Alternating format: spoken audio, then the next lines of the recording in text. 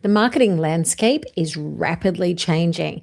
AI is making such an impact on the way we do business and get discovered. So, in this video, I want to share with you how you can get discovered and keep your business ahead in 2026 when it comes to marketing.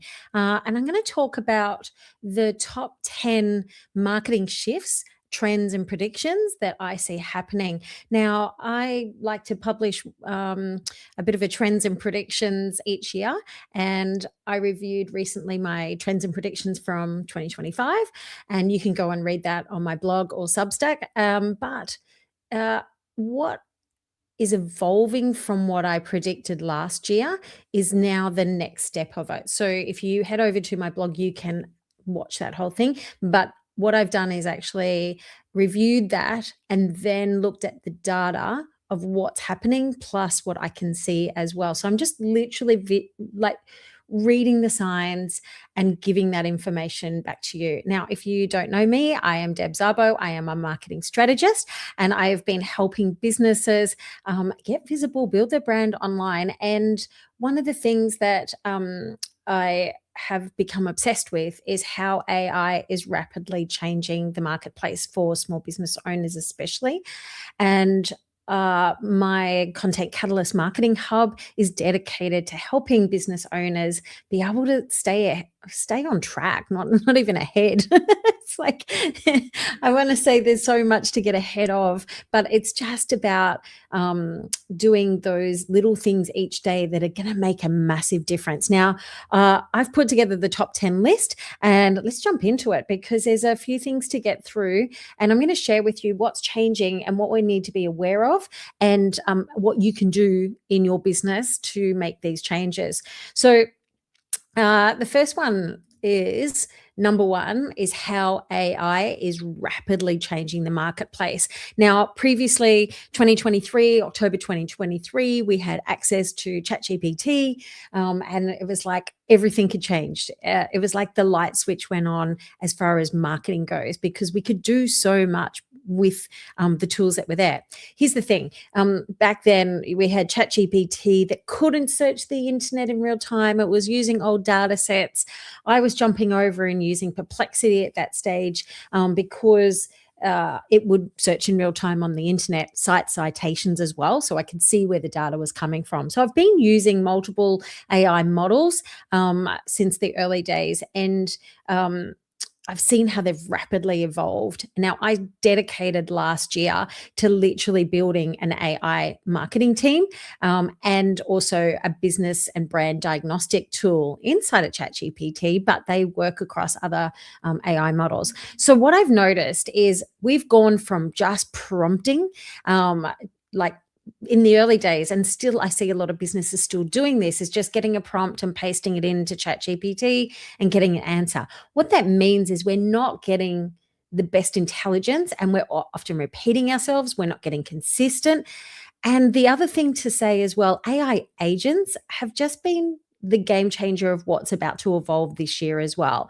So what we want to look at is moving from just prompting ChatGPT to using multiple AI models and looking at how we can use AI agents into our workflow. Now, I'm just building an AI agent in Google at the moment, where it takes the data from my Google Sheet, my Google Doc, and sends an email flow using the Google Studio. So you can set up these little AI agentic agents now just inside of Google. Now, I'm going to do a whole episode separately on the Google tools because I've got to say I am absolutely loving these tools that Google is putting out, and it's only getting better and better. And I've got to say as well that when it comes to how far Google has come in the AI realm, it is at lightning speed at the moment. Their goal, from what I can see, is just to be the dominant player when it comes to AI content creation. And I am absolutely loving these tools, and I'll even show you a couple today. Okay, so what we want to be thinking about is how can we, one, have better business intelligence in our AI model. I have a business bestie that I set up across all my AI models. So I use ChatGPT, Perplexity, Claude, and Gemini. They're my four main main ones that I use, and I use them all for different reasons. And I've got videos explaining that. But essentially what I do is I program them with my business DNA and my brand DNA. And I've developed a diagnostic tool for business, which extracts that information. So then it gives me really comprehensive knowledge files for each model so it stays on track for my business, and it uses my tone and my voice and my business goals and my audience, who I'm talking to. So it's really important to set up that intelligence first and then run your AI employees through that filter. And that is essentially why I created the AI blueprint, because the AI marketing blueprint has literally got those key things, because that's what I was seeing last year, and I want to stay ahead as much as I can, even though AI is moving rapidly. So even if my job is to literally stay ahead of all the marketing stuff, but as a business owner, you don't need to know that. What you do need to know is just the basics of going, here is what is going to move the needle in your business. One, prime the intelligence of your AI model, whether it's ChatGPT or all the models that I use. Two, get an AI employee, team, get an AI team that can automate tasks, and then look at moving from just prompting to delegating work in these AI agents. Okay, the next one is AI recommendations becoming like how we search for business now. So here's what I want to say, that when it comes, I've spoken about AEO and GEO for quite some time, and I can go back to my blogs from the last couple of years and you'll see me talking about that. But I really, really, really want people to understand what that means this year, because of how AI agents are changing the landscape in how we do business. So first of all, and when I talk about using YouTube, for example, you need to answer the specific questions your audience is asking.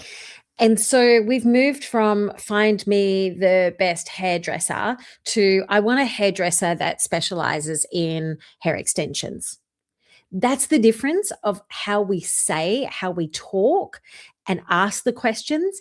AI's job is to find the answer to those questions. So it will go out and search for the information to come back and answer that specific question. So when you create content, and that's content, whether it's on your website, on your YouTube channel, on your social media, or on your blogs, whatever that is, on your website landing page, you have to be answering the questions that people are asking in the way that they're asking the question.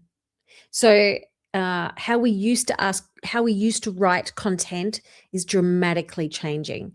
So I want you to always be thinking about answering the specific questions your audience is asking in the way that they ask.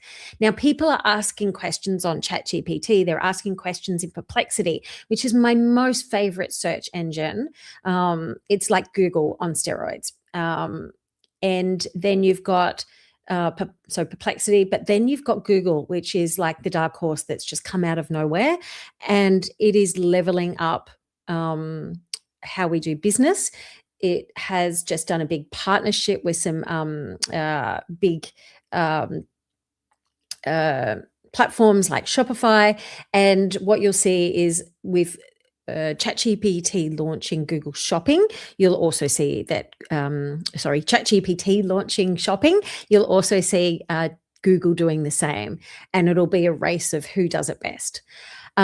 So we need to be writing and creating content, video content, written content across platforms to answer the specific questions. Now, I've spoken about that for a lot of my content as well over the last couple of years.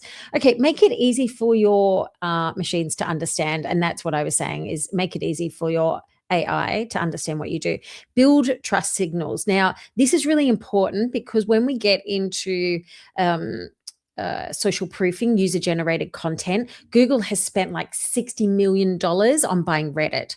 Now, Reddit is a user-generated platform, which is an answer engine. People go there to ask questions on how to do things.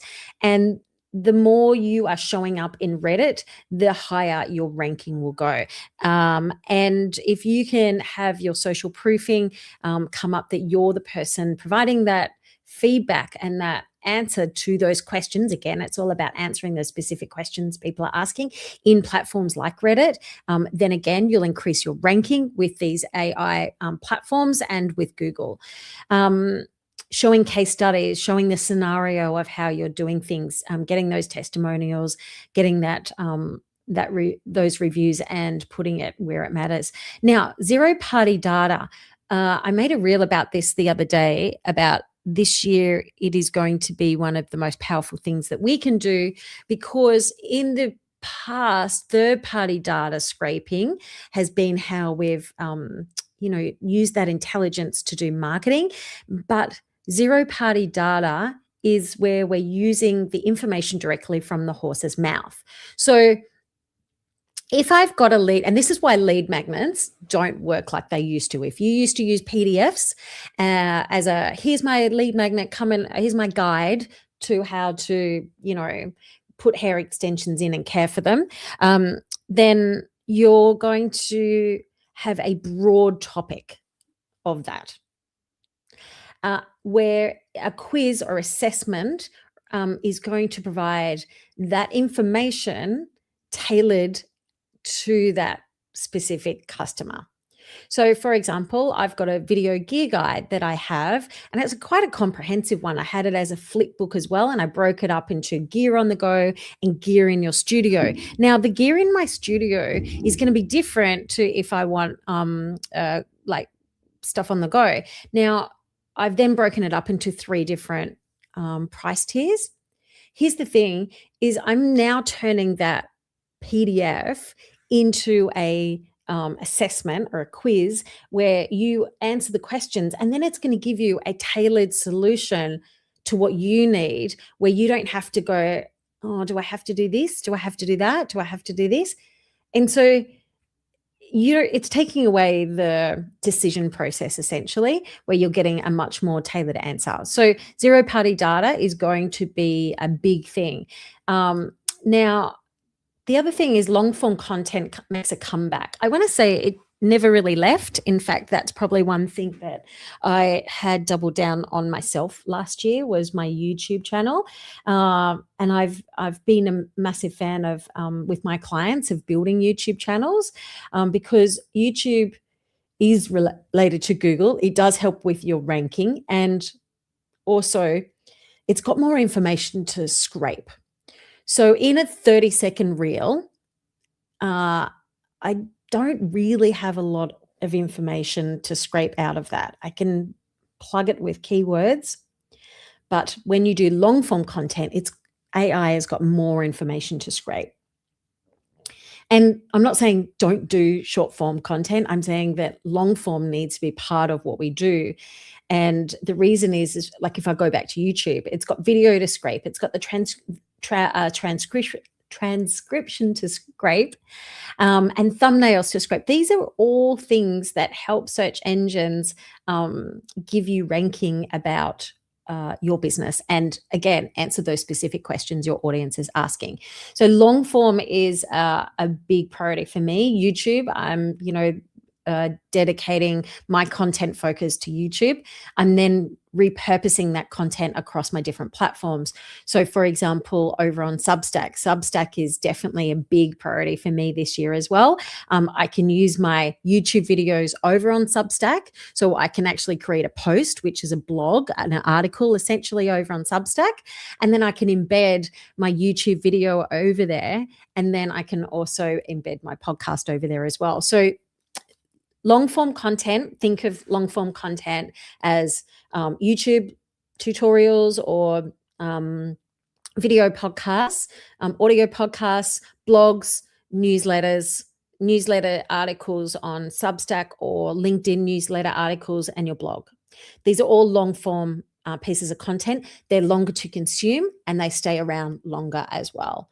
Short form gets attention, and that's why it's still very much part of the overall content marketing strategy.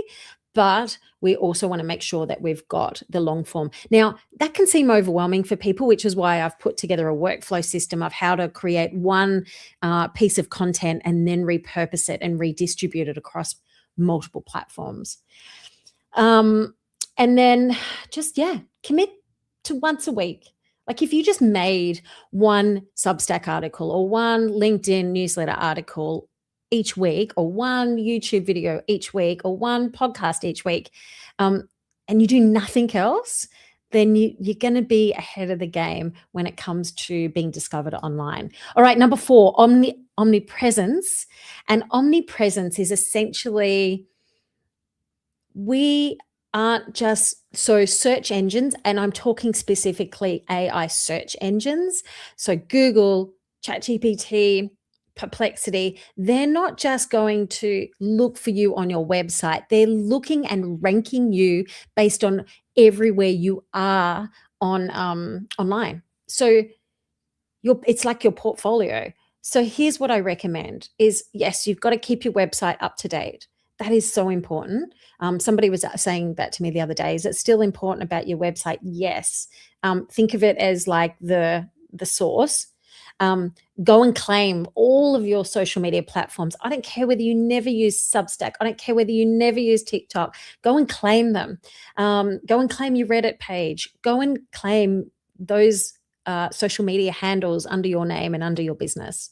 And then get a system, like literally have a system where you work smarter of answering the top specific questions your audience are asking. So pick the top 10, make content on that, start with long form content and then repurpose it, and have a system where you show up and make that content multiply everywhere. So things like having a scheduler. I use Vista Social, for example, and having a system where I start with the topic and then I make my hero piece of long form content, which is my YouTube video. Then that turns into my blog, that turns into my newsletter articles, that turns into my podcast, that turns into my short clips for my social media.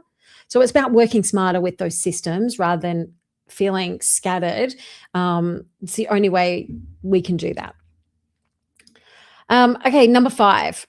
So SEO is dramatically changing. Before, we used to just stuff things with keywords. So we go, I'm in the Hunter Valley wineries here in the Hunter Valley. And so I'm surrounded by wineries, and I always get questions from my friends are going, what wineries should we go to this weekend? Where should we go to eat? Where should we stay? Can you recommend somewhere? They're the questions that people are asking. And so what I want to do is be able to give them the best information. So then I'll look up, are they open on Monday night? Are they pet friendly? These are the questions that people are asking. So rather than being keyword stuffing things with like hashtags and whatever, what we want to do is create, again, content based on those specific questions people are asking and how they're asking it, and also being able to use that information on your content. And how we get the best data quality is, again, by making sure that our content is consistent everywhere. And that comes down to making sure your name, address, and phone number is consistent across platforms.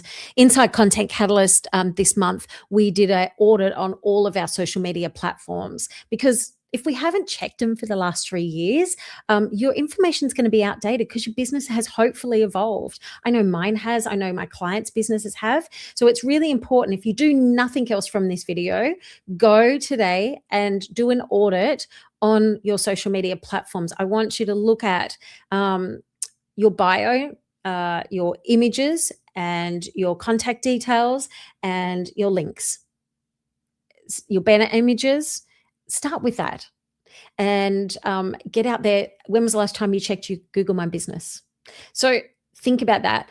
Make sure you get those Google reviews in, because third-party mentions, like, again, backlinks and things like that, citations from other people, like if somebody else is talking about you on their website and you can get a backlink, then that's going to help. But again, write content based on those specific questions. The other thing I want to also point out, zero click. Now, this is really important because previously when you go to your Google Analytics, we were like, somebody did a Google search based on the best winery in the Hunter Valley to go to. And then they would see your name pop up, hopefully, and then they click on it and go to your website. That is not how things are happening right now. What they're doing is they're going to ChatGPT asking, I want the best winery in the Hunter Valley to go to that's got food, live music, that is pet friendly, and chilled vibes, good wines. That's what they're asking. That's what they're typing in and having conversations with ChatGPT on. So it goes out again to find those questions, and then they're coming back and then they're going, here's the answer.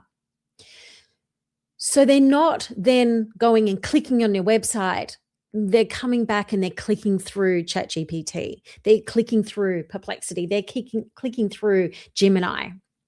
And so we need to be measuring our metrics differently now. So that zero click means that you want to optimize for ChatGPT as opposed to optimizing for getting straight clicks from Google to your website. So don't measure your website traffic. Essentially, what we want to measure is that you're getting cited by those AI platforms. And that brings me to voice search is now normal. Now, last year I mentioned about having a voice search optimization is going to be a big thing. And I think we're up to about 50% of us use voice search on our phone now. If I show you my phone right now, I have Gemini up the top here, and I've got Perplexity up the top here. Now, anytime I want to know, and you can see I've got ChatGPT here as well, but these are my widgets that I've got open. And the reason is because one, I love Gemini because it's got an Aussie accent.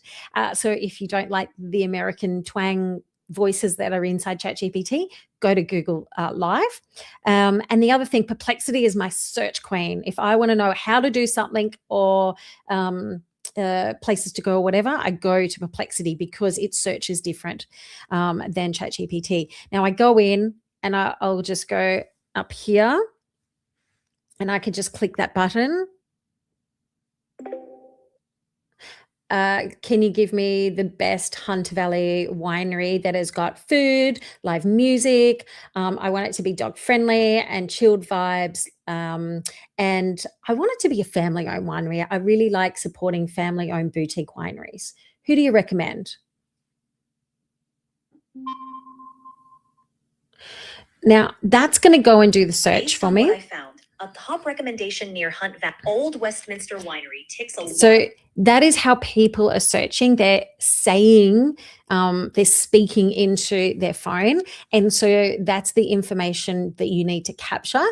So you can actually then write your FAQ section based on that and optimize for local near you content, especially if you have a physical business. Everything that you need to talk about in your content marketing has to make sure that it has any near me content. So answer questions in conversation rather than keyword stuffing. Number 7, real opinions beat polished content.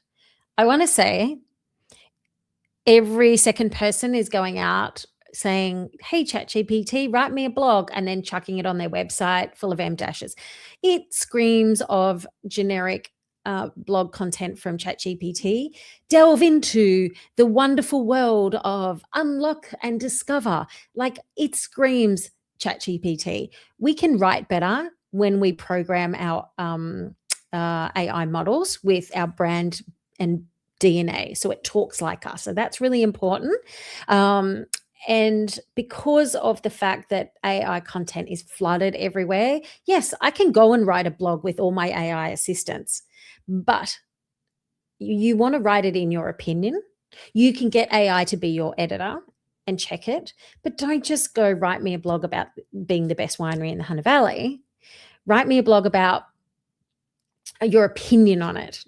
Okay. And that's why I start with my YouTube video podcast first, because this is me. I've got my outline with my slides of what I'm going to talk about, but this is how I talk. So when I use my AI assistant to write my blog from this video, it's going to take my transcription and it's just going to take how I talk and turn it into a written format that is optimized for search engines with proper header tags and things like that. So that's how you turn generic stuff into opinion-based content that has real behind the scenes, real case studies, real reviews, real lived shared experiences, not generic advice. And that is so important when you are creating content. And honestly, that is the one biggest thing that's going to be a deal breaker for you. Number 8, email success. Okay, email is still really, really, really important for us as marketers for small businesses, because we don't own our social media, and we always have to remember that. One of the reasons why I'm deep down the rabbit hole of Substack at the moment is I actually do own my emails over there. So if I go to LinkedIn newsletter, for example, I don't own my emails, even though LinkedIn sends out a newsletter email advice, like a notification every time I send out and publish a newsletter there.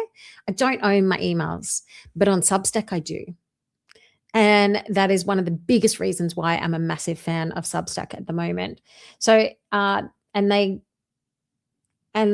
allow me to get notified. My subscribers get notified direct to the inbox as well. Right, like a human. Clean your list. That's the other thing. And don't use like generic content in your emails either, because you will get flagged and decrease your openability, because AI, like Gmail, for example, is getting so much better at sorting through all your spam and promotion folders and things like that.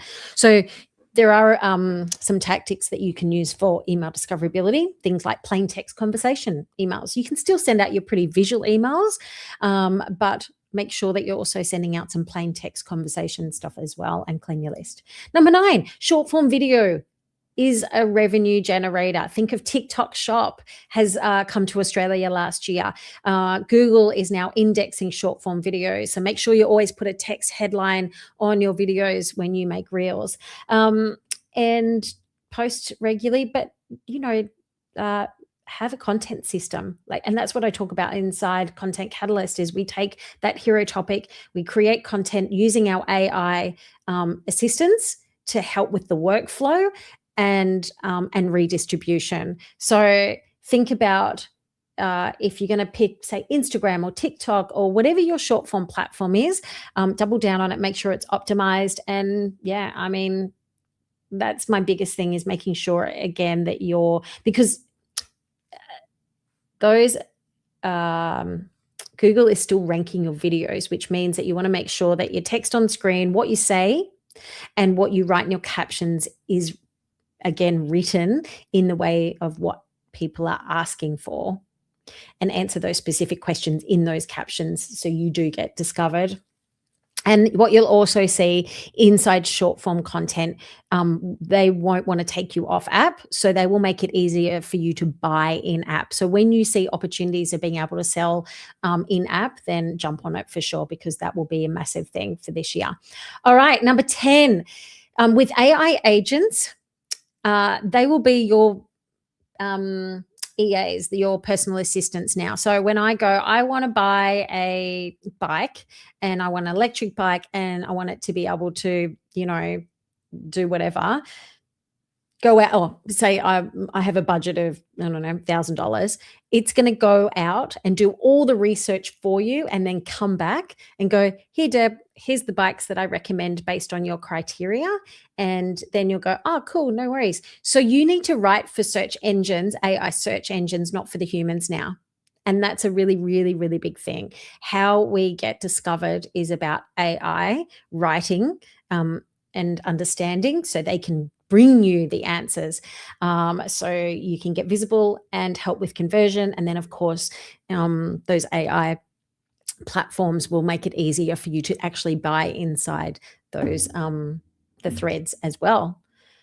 All right, so what do we need to implement for 2026? Look, there's a few things there that I have discussed. There are a few key priorities to focus on. What I do recommend is start with the basics, go across and just audit all your platforms, make sure all the information is correct. I would go and just say, hey, do a review based on what you can find on me online, go to Perplexity. You can actually go, and this is what I also want to show you really quickly. If you go to Perplexity, this is my favorite thing here in Perplexity, is that if you go to this little button here, you can search by different AI models. When I'm writing, I do like Claude. That is one of my favorites.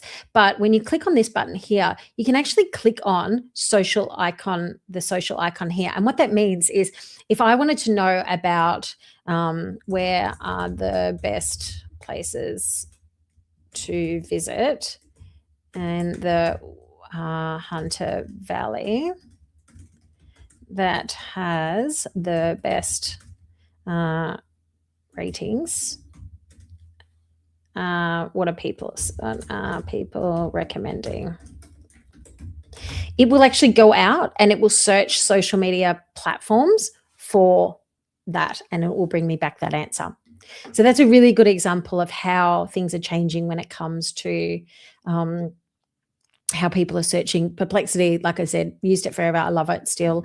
And, you know, I can do that over on the other AI models, but if you haven't, and it's just taking a moment to load, if you haven't checked it out, then I definitely recommend doing that. I've got a whole playlist on YouTube about Perplexity, and I'm doing some more videos because these AI models update themselves so quickly.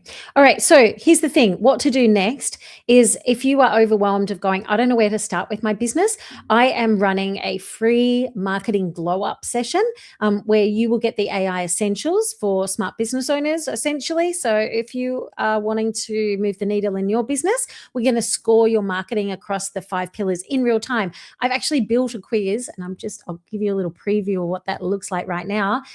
We've built a little marketing scorecard. So we're actually going to rate our business online, and you can actually, let me just go back to that page, and then you'll be able to see where the holes are for your business where to focus on. So if you do want to join me, head over to my website, debszabo.com, and on the homepage, you'll see Marketing Glow Up. Click the button, save your seat, and then I'll see you on the 11th of February, and I'll show you how you can go further in being able to get your business seen and discovered online with these search engines. Now, let's just jump back to Perplexity a bit quickly. So it's got, so it's actually gone through and it's rated some of those places there as well. So this is why having, and it's still going and doing searches based on that information. So what I recommend is if you do nothing else, like I said, go and review your website, update your website. Make sure, because the more you have a current website, the more that Google favors you. And if Google favors you, so will ChatGPT, so will Perplexity, so will the other AI models. So that's really, really important to note as well. All right, that's all from me. Until the next episode, I'm Deb Szabo. Go over and you can check out my blog, that all the things that I've talked about in this episode over here and the actions that you can take. Otherwise, go over to my YouTube channel, Deb Szabo. I'll show you that. Deb Szabo.